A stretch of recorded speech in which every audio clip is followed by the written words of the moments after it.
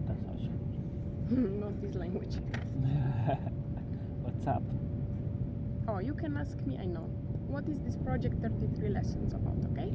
Oh, so I heard you're working on something, right? So, is it related with the fact that it's your birthday? Yes. Why? 33 seems an important number for many cultures and for many ideas of growth and development of a human being. And this number is also used in religions, and it feels important. It feels like it's a point in life when you know certain things and you can move on with this knowledge, using it and being wiser, you know. It feels this way, that it's a certain milestone. And it's not because I'm religious, because I'm not. It's because it really feels this way. Since 1 year I feel this kind of like ending of a cycle that I don't even understand, but it feels this way, that it's important, it's something. It's like, this is the point when you should be aware of certain stuff, you know. So I saw a project that was called 33 Lessons,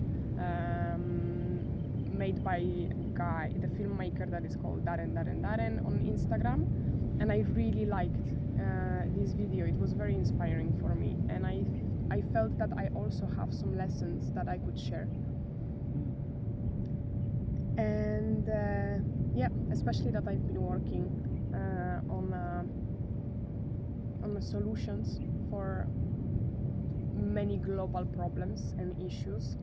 Let's say that I don't consider myself the savior of the world, but I think that each of us, everyone who is born, has a particular perspective and particular connection of skills, abilities, possibilities, opportunities. It's like a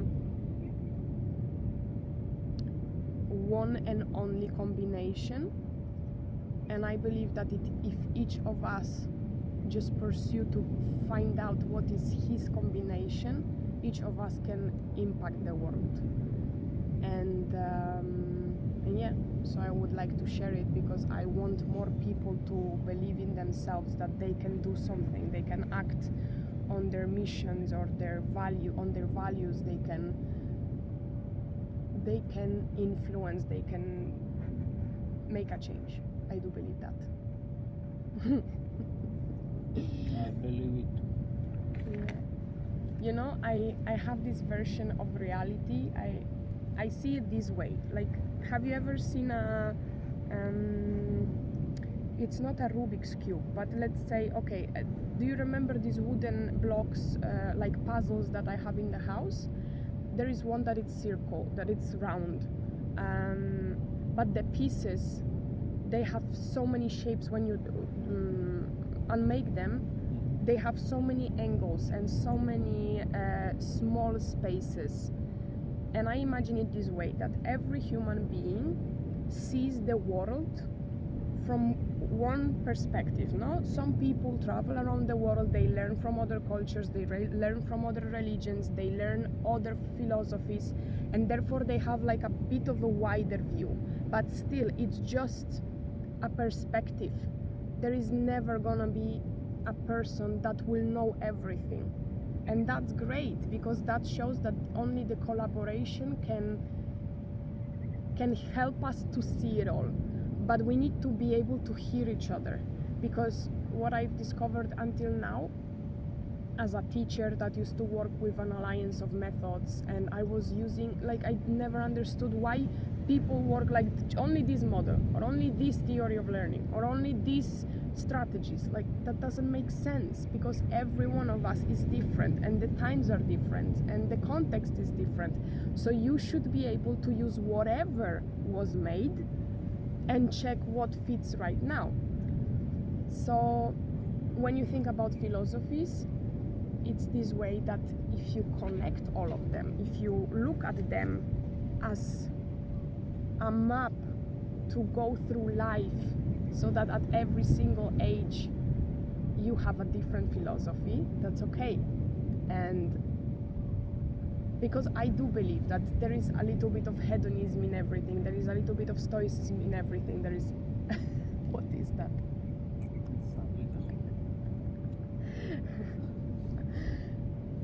Like, you can just combine things. This is the collaboration that I think is really important, and I think that religions of the world, they destroy this perspective for us, because what religion as a construct is forcing one perspective on things. It's telling that this is the way how you should think, what you should think, and what you should believe, and there is nothing else behind that. And if you believe behind something else, then you're not a believer in this faith. So you cannot be just partially Catholic or partially Buddhist or partially something. And I do believe that this how to call it, I don't know, like, it's not exclusion, but it's like picking up just one perspective is narrowing our minds, is narrowing our possibilities, and it doesn't allow us to reach to our potential. Yeah. So imagine this. If there wouldn't be, like, I don't know how to say it. It's very, I was working on it for so many years that it's just, I want to say everything at once. So when you think about this worldview, no, with these perspectives, if we start to collect, like, okay, so we had it wrong, there is not just one perspective, now we can collect all of them, we can see all of them, and we can try to build them as a structure for us. So it's not that Catholic people are wrong and Muslim are right. No, all of them are right in a certain way, and all of them are wrong in a very many ways. And we are just supposed to critically redefine over and over and over those lessons and pick up the things that they really serve us, and that they serve us to be good, to be kind, to move forward and make this place better for everyone. Not just to work on ourselves per se. No, I lost it. This thought will not be finished. I don't know how to explain it. But yeah, so we arrived to another point. I think this is also important, that I don't think so we can explain everything, and I don't think so it's needed, and I don't think so that we should focus so much about clarity and about that everything should be understood. We love religions because they give us this mystery, something to believe in. We have a need to believe in something, to have faith, and therefore there is no need to translate everything into something understandable and to try to simplify it for everyone. Look, there is this weird concept right now in the world that we all need to read and write in our own language. No, it doesn't matter where you're born. If you are not writing and reading and speaking the language that is spoken in that precise place, you are considered unintelligent, or you are considered unable to learn, or a failure, or many worse. But I think it's the weirdest concept ever, because language is just a creation of someone, of people, many people. But it's not like you can express yourself and ideas in so many other ways than just through words. Look, like when you look at the dancer that is telling a story, you know the story, you feel it, you sense it, and you can even name emotions, states, and probably even imagine the situation that she is going through, and she didn't use words. So I never understood why school systems, they focus so much on making everyone expressing themselves only through the language. Like, why we don't practice more art and this kind of non-verbal communication, the body language. Like, look, body language is, I think, around 80% of the communication, and still we have no idea how to communicate clearly. And we could understand the red flags of the body. Like, we could understand when people lie to us. We could see when people are not being honest with us. It's all behind the words. That's why very often I tell you that you may tell me one thing, but I know your intentions. I know what you are trying to tell me because of your voice, because of the way that you look at me or you don't. It's all about the body language. I don't need to hear the words to know what you are thinking sometimes. And we all have these skills, it's just that we are not learning them, not allowing ourselves to develop that pattern of communication. What do you think about it? Makes sense. Yeah. I used to be an educator for children with autism and Asperger, and I used to work as therapist, and it was the most insane thing for me that those children, they are forced to fit to the structure of our world, which is you need to write, you need to read, you need to do this, you need to communicate with the pictograms. It's like they have so many other ways of communicating, and they are quite clear about their communication often, but they are not heard because people are not used to look beyond. We just focus way too much on clarity, I think, in general. And we try to reach it with the cost of losing people on the way, losing opportunities. And it's sad. I don't want it this way. I would like to do something about it. You know, I remember that I always asked my students to draw the notes. Oh, this is beautiful. To draw the notes and to not focus, like if they cannot find a word, if they don't remember how to write a word, I want them to draw it. I want them to put a symbol next to it that they will understand. I didn't need to understand their notes. They needed to know what they wanted to save, you know? This is part of your 33 lessons? This is part of what? Your 33 lessons? No, we started to talk about the general idea, how I got to the 33 lessons, you know? Because 33 lessons are quite precise, I mean, but I wanted to explain how I even got there, like why I think that the world is different than I was taught to believe it is.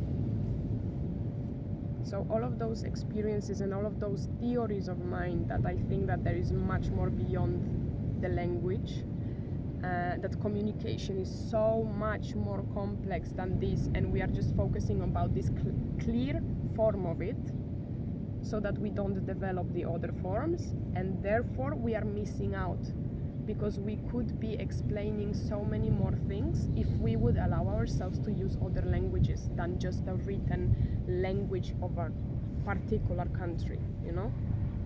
Like even touch can tell you so much. What did you notice? What is that floating?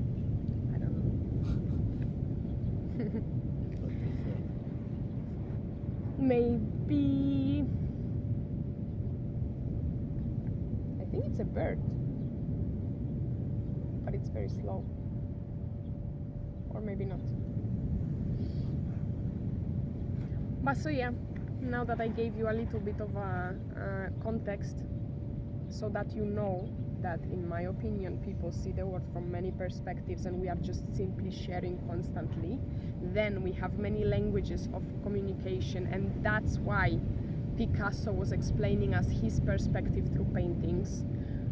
Da Vinci was explaining us his perspective through construction and art as well. That's why Maria Curie was trying to explain the world in a scientific way. You know, every one of us is just seeing different things and trying to explain it, how we see it. And I think this is the thing, that if we just allow ourselves to understand more of the languages or more of the forms of communication, that's why this is how we will build this world, you know? Like if we stop reading only books and also watch movies to learn, or also travel and I don't know, dance, and then create art, there will be a fuller image of what this world is and what we need to do here, what is the meaning of this life, and so on and so on. So yeah, I would like to tell you what are my 33 lessons. Well, first of all, there are categories of it. I need to prioritize the essence of life, which for me it means to connect to my body, my mind, and my spirit, to understand my needs and boundaries, and that the needs and boundaries are not what I was thinking they were, and not what in general the world wants us to think they are. Another lesson is to interact daily to define nutrition, hydration, and exchange, which means that our life and our quality of life, our health, is defined by those three things: nutrition, hydration, and exchange. And exchange, I mean exchange of the air, exchange of the waste, like releasing the waste. And when you think about it, this is all about health and self-care. But again, self-care is not what we think it is. It needs to be redefined, the same as communication. So communication is also one of the lessons of my life, that communication is not what I thought it was. Next, I need to relate through the touch, storytelling, and participation. I don't need to belong anywhere, but I need to feel that I can relate to something. You know, the history has so many examples of the lone wolves existing in this world, traveling all around by themselves. They didn't need to belong to survive, but what they needed it was to relate to something, to relate to other people that tried to do those things. And they needed to feel that they are not the only person in this world that has those certain needs and desires. Another lesson is to care and to allow yourself or myself to trust, respect, and love. I think that self-care is it's a concept that it's so misunderstood, because we find it like caring about the body, I don't know, shaving the legs, or using masks, or making nails. It's not self-care. Self-care has 3 levels, which is the body level, the mind level, and the spirit level. And on those levels, we need to take care of ourselves in so many complex ways. And I will be explaining that, but not now, because it's too complex. Okay, can't wait. Then another part of the lessons is to give myself and give my life a meaning, which means to choose what, how, and why I learn and do. I need to define what is success for me. I need to define what does it mean to be free and how to express myself freely. I need to be able to express myself through creativity, and I need to be able to give life to things, concepts, ideas, projects. I also believe that we need to process experiences by moving, creating, and reflecting. There is this kind of idea that art is only for the certain people, and I don't believe that. I think that every one of us is an artist. It's just that this category become very exclusive, but each of us has the capacity to create, and it will be many different things. Someone can create furnitures, other people will create paintings or sculptures. Many people express themselves through photography, through music, through voice, so many ways. And then another, like creating machines, improvements, gardening. This is all creating, you know, this is making something that it wasn't there. So each of us has this skill. It's just that we need to figure out what is our choice, how we transform our experiences into something that exists later. After that, I believe that I need to believe my instincts, ideas, and intuition. And here it's very important for me that you hear that it's the instincts, ideas, and intuition, because it's not about the thoughts. Our thoughts are not supposed to be trusted that much. We have lots of programming that we need to understand. So very often we have the inner critic or imposter syndrome.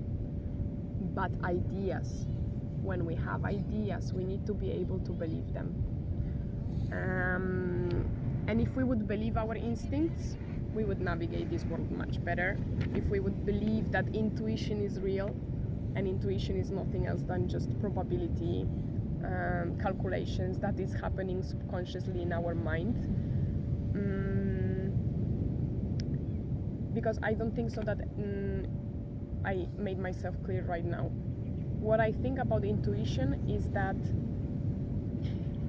pobrecito. No, I'm just joking that I can imagine how annoying it's to listen to that monologue. But anyway, I don't care. I will just keep talking. No, I feel... I'm learning all these lessons, so please continue. Yeah. So when I think about intuition, and that was a theory that I created some time ago, like 2 years ago, I guess. And I was reading Harari's book.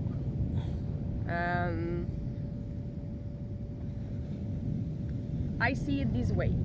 Everything that we do, everything that we see, experience, hear, those are data. This is data, no? The data that we absorb. And everything, lessons of someone and ours, it's a combination of situations, no? Or like a combination of information. And then when we are supposed to take a decision, or when we are in a situation when we really need to rely on our intuition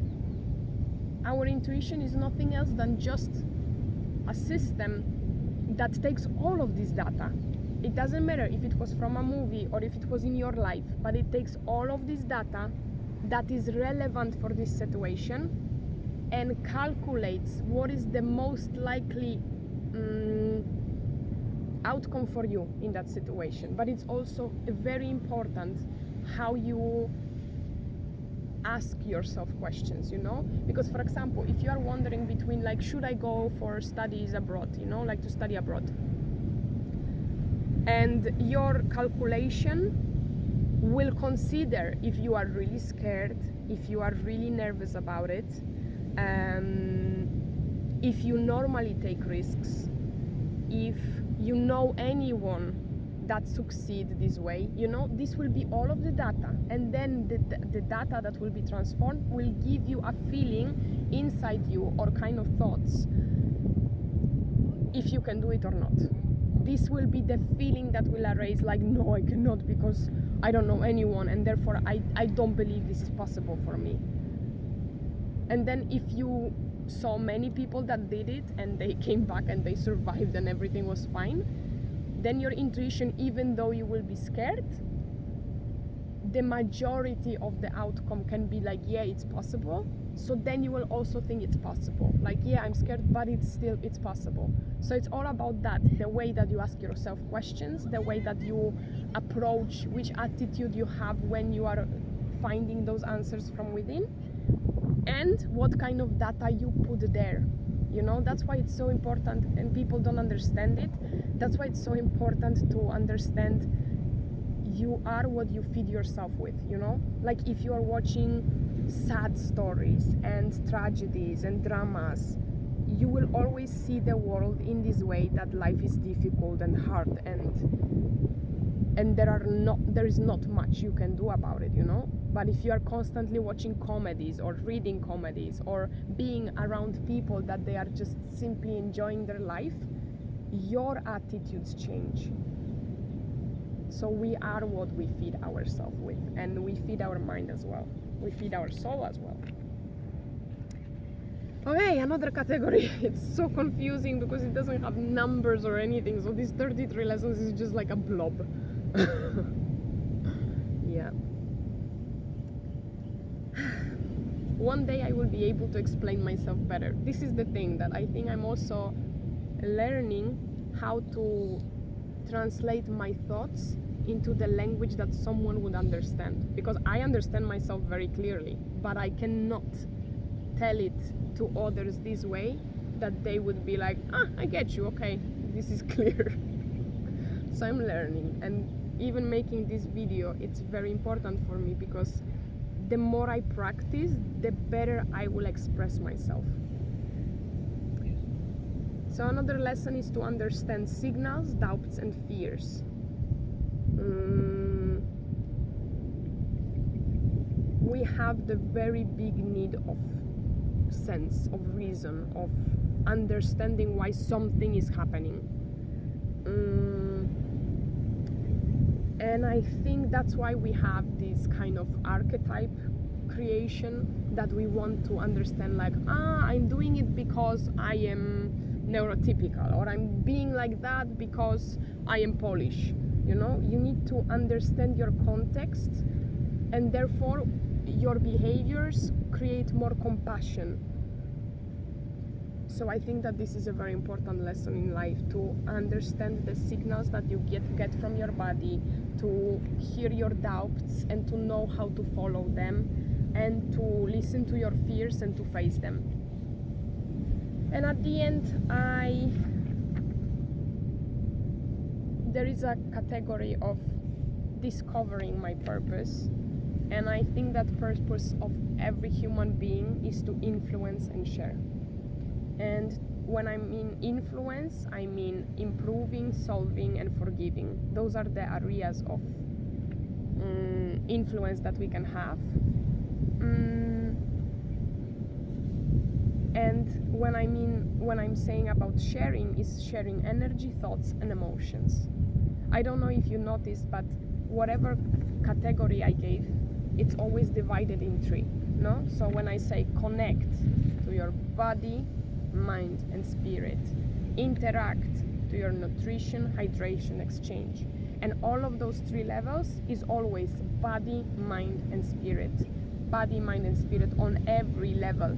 You need to live a conscious life. You need to be able to notice these three levels of you everywhere. If you are learning something, you need to be aware if this knowledge that you are learning makes your body better, makes your body feel safe, makes your body feel calm. You need to acknowledge if your mind is at peace and it's having thoughts, or it's having doubts and fears and all of those.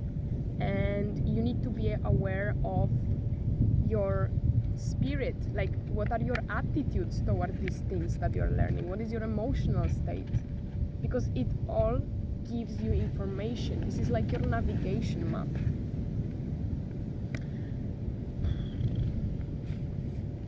This is the maximum I can do for now, and I feel sad most of the time that I don't know how to pass this really important knowledge. And I think it would be so helpful for people to know it, to understand it. But I don't know yet how to explain it.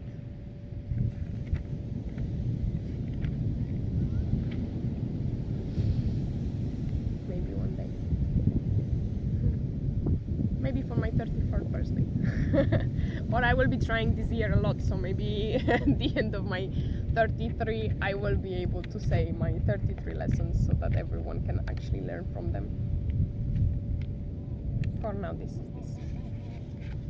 Thank you for listening.